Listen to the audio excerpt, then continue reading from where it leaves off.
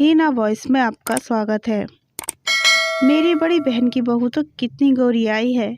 मैं भी अपने अमित की जब शादी करूंगी तो ऐसी ही गोरी बहू लेकर आऊंगी, जिसका रंग दूध जैसा उजला हो। अरे तुम भी क्या बात लेकर बैठ गई। जब से अपनी बहन के घर से आई हो तब से बस गोरी बहू एक ही रट लगा रखी हो। क्यों ना लगाऊं रट, एक ही तो बेटा है मेरा। कम से कम उसकी शादी में तो मन की सारी इच्छा को पूरी करूंगी। देखना, ऐसी बहू लेकर आऊंगी कि दुनिया देखती रह जाए। कुसुम जी जब से अपनी बड़ी बहन के घर से लौट कर आई है तब से बस एक ही ख्वाब मन में लिए बैठी है कि जैसे उनकी बड़ी बहन की बहू गोरी और सुंदर आई है, वैसी ही उनकी बहू भी बहुत गोरी और सुंदर हो। कुसुम जी शिरीष जी की पत्नी और अमित और मालिनी की माँ है। अमित भी गोरा सुंदर बाका जवान है, जो हाल फिलहाल ही सरकारी नौकरी पर लगा है और जिसके लिए कुसुम जी जान लगा करके लड़की देखने में लगी हुई है। एक लौता बेटा है, इस कारण कोई कसर नहीं छोड़ना चाहती। आखिर उन्हें अमित के लिए तनीषा पसंद आई। तनीषा बेहद ही खूबसूरत और गोरी चिट्टी लड़की थी। बस यही बात उन्हें भा गई, इसलिए उन्होंने इस बात पर भी ध्यान नहीं दिया कि तनुषा गांव में रहने वाली लड़की है और ज़्यादा पढ़ी लिखी भी नहीं है। आखिर दोनों परिवारों की रजामंदी के बाद दोनों की सगाई कर दी गई। सगाई और शादी का फासला सिर्फ इतना था कि 15 दिन में ही शादी हो रही थी, क्योंकि 15 दिन बाद ही वैलेंटाइन डे था। इन 15 दिनों में तनीषा ने कभी भी अमित से बात नहीं की। गांव की लड़की है, शर्म आती होगी, यही सोचकर किसी के मन में भी कोई शक की बात न आई। धीरे धीरे शादी का दिन भी आ गया। सुनहरी शेरवानी पहने घोड़ी पर सवार अमित किसी राजकुमार से कम नहीं लग रहा था। वैलेंटाइन डे था तो तनीषा को देने के लिए काफ़ी सारे गिफ्ट भी तैयार किए हुए थे। हर कोई हंस रहा था। अरे कहाँ गिफ्ट दे पाओगे, गांव में कोई बुरा मान गया तो। फेरों के बाद जब दुल्हन हमारी हो जाएगी तब दे देंगे, और बात को हंसकर टाल देते हैं। यूं ही हंसते गाते बारात चल पड़ी तनीषा के घर की तरफ।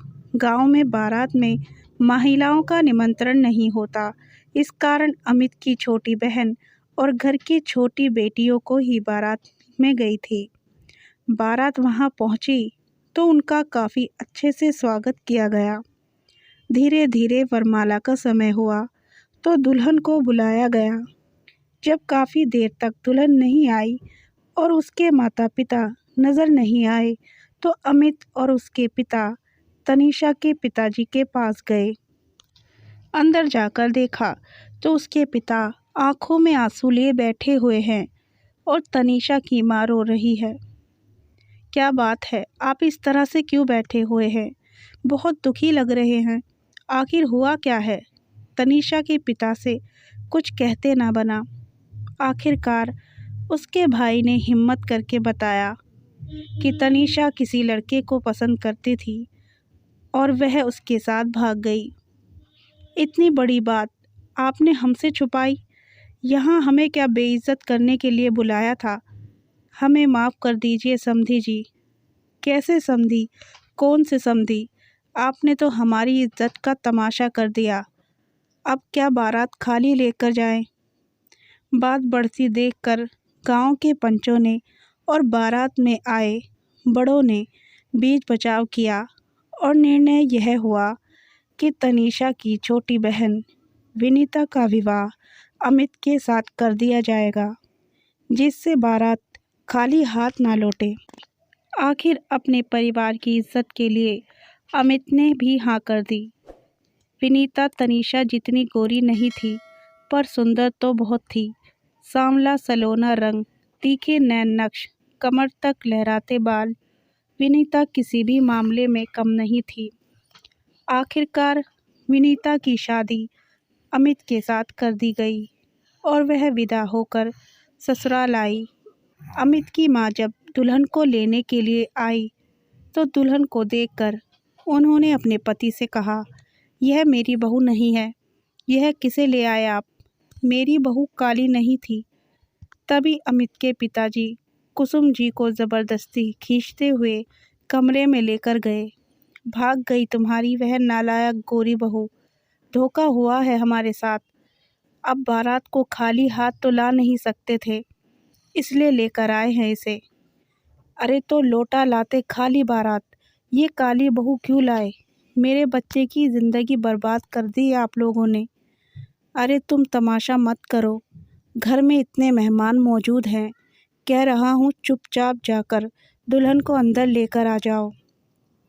इस बच्ची ने हमारी इज्जत रखी है, तुम भी इसका कुछ मान रखो। उस समय तो कुसुम जी अपने पति की बात मानकर अनमने मन से बहू को अंदर ले आई और जैसे तैसे मन मारकर रस्मों रिवाज को पूरे किए। हालांकि मेहमानों ने मुंह दिखाई में विनीता की बहुत तारीफ की, पर कुसुम जी के लिए तो उनकी बहू काली ही थी, जिसे वे दिल से स्वीकार नहीं कर पा रही थी। हालांकि कुसुम ही नहीं, अमित भी विनीता को दिल से स्वीकार नहीं कर पा रहा था। सुहागरात के दिन भी अमित ने विनीता से कोई बात नहीं की और बिस्तर पर दूसरी तरफ मुंह करके सो गया। विनीता भी पूरी रात करवटें बदलती रही कि आखिर वह कैसे इस घर को अपना बना पाएगी। 2-3 दिन तो घर में मेहमान रहे, इस कारण किसी ने कुछ नहीं कहा। पर जब मेहमान चले गए तो दूसरे दिन सुबह जब नींद खुली तो जल्दी से तैयार हुई। हरी साड़ी, उस पर मैचिंग की हुई हरे कांच की चूड़ियाँ, माथे पर हरी बिंदी और खुले हुए लंबे केश। एक बार को तो अमित भी विनीता को देखता ही रह गया, पर जब उसने गौर किया कि विनीता उसे देखकर मन मन मुस्कुरा रही है तो एकदम से सकपका कर रह गया, अपने काम में लग गया। तैयार होकर विनीता बाहर आई, कुसुम जी के पैर छुए तो कुसुम जी ने उसे रोक दिया। तुम मेरी बहू नहीं हो, इसलिए मेरे पैर छूने की ज़रूरत नहीं है। सुनकर विनीता की आंखों में आंसू आ गए, पर उसने कुछ नहीं कहा। जब शिरीष जी के पैर छुए तो उन्होंने ढेरों आशीर्वाद दिए। उस घर में शिरीष जी और मालिनी ही थे जिन्होंने विनीता को दिल से स्वीकार किया था। कुसुम जी विजेता को परेशान तो नहीं करती, पर हाँ, स्वीकार भी नहीं कर पाती। वहीं अमित विनीता को लेकर अपनी कोई भावनाओं को समझ ही नहीं पाता। जितना विनीता उसके पास आने की कोशिश करती, उतना घबरा करके वहाँ से दूर हो जाता। शादी को 1 महीना होने को आया था, लेकिन अभी तक दोनों का मिलन भी नहीं हुआ था। अमित बोलता भी उतना ही जितना ज़रूरत हो, अन्यथा किसी न किसी काम में लगा ही रहता और कोई काम ना होता तो लैपटॉप चालू करके काम करने का बहाना कर रहा होता। हालांकि अमित कभी भी विनीता से इस तरह से बात नहीं करता जिससे उसका दिल दुखे, उसे पूरा सम्मान देता। विनीता भी पूरी कोशिश करती, पर जो जगह शायद वो तनीषा के लिए सोच कर बैठा था वह विनीता को दे नहीं पा रहा था। पर छुप छुप कर कई बार विनीता को निहार ज़रूर लेता था। कुछ दिनों बाद होली का त्यौहार था। रीति रिवाज के मुताबिक पहली होली नई नवेली बहू को अपने मायके में ही मनानी पड़ती है, क्योंकि सास बहू होली पर एक साथ नहीं होती हैं। तो विनीता भी अपने मायके के लिए रवाना हो गई, पर रवाना होने से पहले अमित से इतना ही कह पाई, अमित जी होली के बाद आप हमें लेने गांव आ जाएंगे ना? हम जा रहे हैं, क्या आज भी आप हमसे बात नहीं करेंगे?